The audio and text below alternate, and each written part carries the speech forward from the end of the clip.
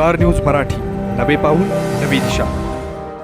आमची भागली आहे आणि आम्हाला काल पण सुचलंय. डोक्याची केस अर्धी झाली, जी राहिलेली ठेवायची आहे की मी ज्या विमानात बसायचा निर्णय घेतलेला आहे त्या विमानाचे पायलट आता विश्वजित कदम आहे. त्या विश्वजित कदमाला सुद्धा विश्वजित पायलट म्हणायला हरकत नाही. आणि ते जे जिथं विमान न्यायचं ठरवतील तिथं त्यांच्यावर जायचं आम्ही ठरवलेलं आहे.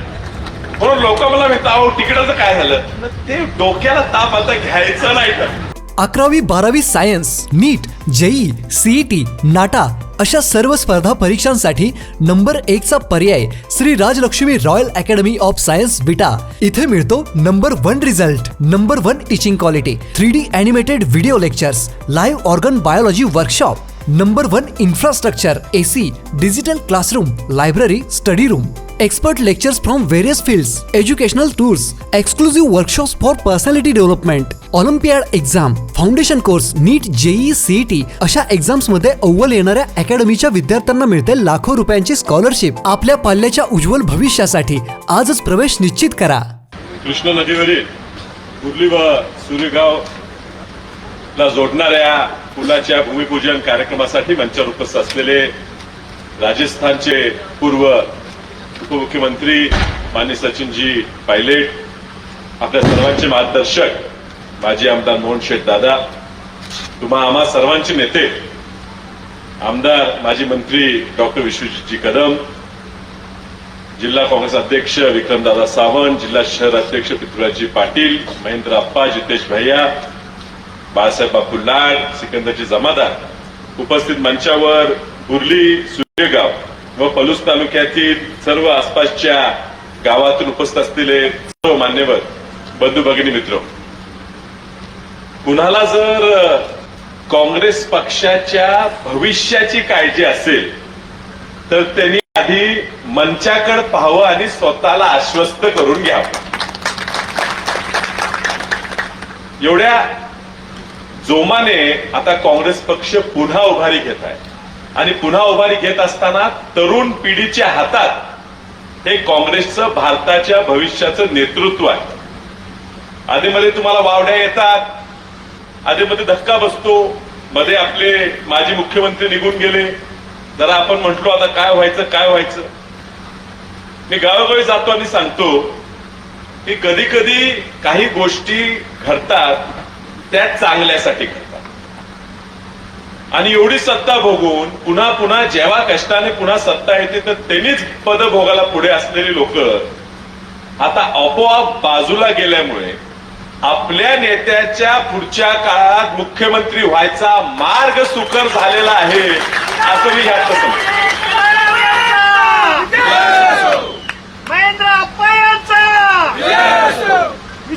देशाच्या नेतृत्वाला सुद्धा कळलेलं आहे की आता पुढच्या काळात जर काँग्रेसला प्रत्येक जिल्ह्यातनं प्रत्येक राज्यातनं नेतृत्व पुढे आणायचं असेल तर तरुणांना साथ दिली पाहिजे. आपल्या शेजारच्या तेलंगणा राज्यात रेवंतांना रेड्डी सारख्या तरुणाला 50च्या आतल्या कार्यकर्त्याला काँग्रेस पक्षाने जबाबदारी दिली आणि त्या ठिकाणी त्यांनी पुन्हा काँग्रेस राज्यात निवडून आणून मुख्यमंत्री पद घेतलं. या महाराष्ट्रात असेल, राजस्थानला असेल, राजस्थानची आमची ऋणानुबंध जास्त आहे. माझं लहानपण हे दर सुट्टीला राजस्थानला गेलं कारण वसंतदादा राजस्थानचे राज्यपाल होते. मग राजस्थान असेल नाही तर महाराष्ट्र असेल. पुढच्या काळात विश्वजित कदमांच्या तरुण नेतृत्वाला महाराष्ट्राची जबाबदारी दिली तर महाराष्ट्रात सुद्धा एक हाती सत्ता ही काँग्रेस पक्षाची आणण्यापासून कोणी रोखू शकते. आमच्या सुद्धा मधल्या काळात जरा बुद्धिभ्रष्ट झाली होती, आम्ही सुद्धा हितून करतो. आप्पा आता काळजी करू नका, आमची भागली आहे आणि आम्हाला काल पण सुचलंय. डोक्याची केस अर्धी झाली, जी राहिलेली ठेवायची आहे त्या शानपणानं. आता पायलट साहेब स्टेजवर आहे पण मी सांगतो म्हणजे लोकांना माहित असेल की त्यांचं मूळ आडनाव पायलट नाहीये, त्यांचे वडील खूप चांगले पायलट होते म्हणून गावाने त्यांना नाव पायलट ठेवलं. तसं माझी आता परिस्थिती अशी झाली आहे की मी ज्या विमानात बसायचा निर्णय घेतलेला आहे त्या विमानाचे पायलट आता विश्वजित कदम आहे. त्या विश्वजित कदमाला सुद्धा विश्वजित पायलट म्हणायला हरकत नाही. आणि ते जे जिथं विमान न्यायचं ठरवतील तिथं त्यांच्यावर जायचं आम्ही ठरवलेलं आहे. म्हणून लोक मला म्हणतात अहो तिकिटाचं काय झालं, ते डोक्याला ताप आता घ्यायचं नाही का.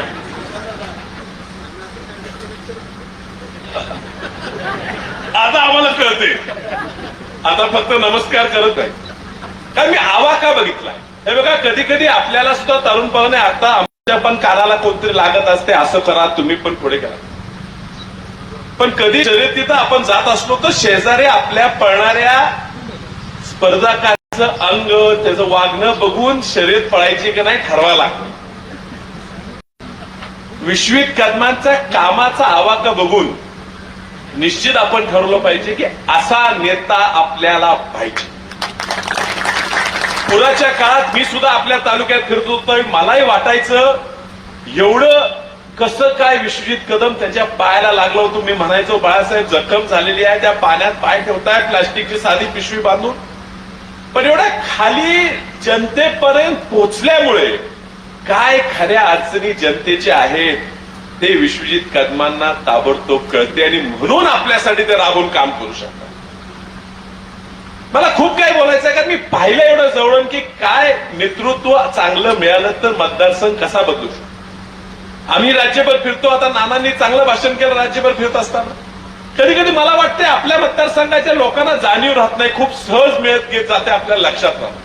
कदम साहेबांनी सुद्धा ह्या मतदारसंघासाठी वेळ प्रसंगी भांडण काढलं, राजीनामे दिले, सत्ता सोडायची तयारी ठाकली, आपल्या मतदारसंघाला भांडून निधी आणला. विश्वित कदमांना सुद्धा परिस्थितीनुसार कधी कधी फडणवीस साहेबांकडे जायला लागलं, ते एकनाथ शिंदे साहेबांकडे जायला लागलं, तरी जातात. कुठे कुठे अफवा उठतात, वावडे उठतात, पण त्याला तमा न करता जनतेसाठी मी काहीतरी खेचून आणलं पाहिजे ह्या पद्धतीनं काम करतात. आणि म्हणून आपण सगळ्यांनी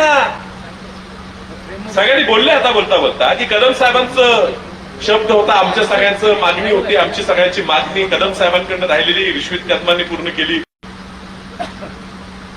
तसंच कदम साहेबांचं पण एक अर्धवट स्वप्न होतं,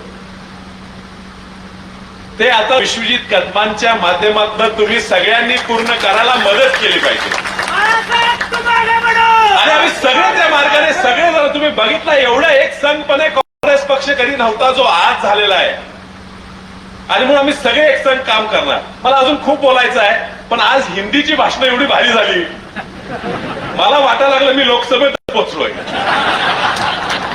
काय झालं दुर्दैवाला 10 वर्षात एवढा चांगला हिंदी बोलणारा जर एक जरी खासदार आपल्याला मिळाला असता तर किमान सांगली जिल्ह्याचा प्रश्न दिल्लीत कोणतरी मांडला असता. कारण 10 वर्ष खासदार दिल्लीची कामं सोडून गेली, तिथं कुठेतरी सांगलीत आपलं मोठेपणा तासगाव सांगली सोडत. आणि म्हणून काय बाळ्या, काय राजा, बरं आहे का. विक्रमदादांनी कामं केली, पाणी आणलं, नारळ फोडायला आयला आयता बिळ्यावर नागोबा बसलायच.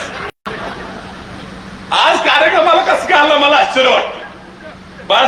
बघा थोडा वेळ थांबूया, कदाचित इथं मी नारळ फोडून जाईल. दुसऱ्याच्या कामाचा नारळ फोडण्यात एक नंबर खासदार आमचं दुर्दैव आहे, कर्तृत्व आमचं कमी पडलं. पण ह्या पुढच्या काळात खूप लोक म्हणतात भाजपमध्ये जावा, असं करा तसं करा. आमची तयारी आहे थांबायची, कष्ट करायची तयारी आहे. ज्या काँग्रेस पक्षाने देशाला स्वातंत्र्य दिलं, ज्या काँग्रेस पक्षाने देश घडवला, त्या काँग्रेस पक्षाच्या अडचणीच्या काळात आम्ही सगळे काँग्रेस पक्षाच्या मागे राहणार, तुमच्या सगळ्यांची काळजी घेणार, ही या ठिकाणी मी तुम्हाला आश्वासन देतो आणि आपली रजा घेतो. नमस्कार. आपल्या परिसरातील लेटेस्ट बातम्या पाहण्यासाठी स्टार न्यूज मराठी YouTube चॅनलला आत्ताच सबस्क्राईब करा.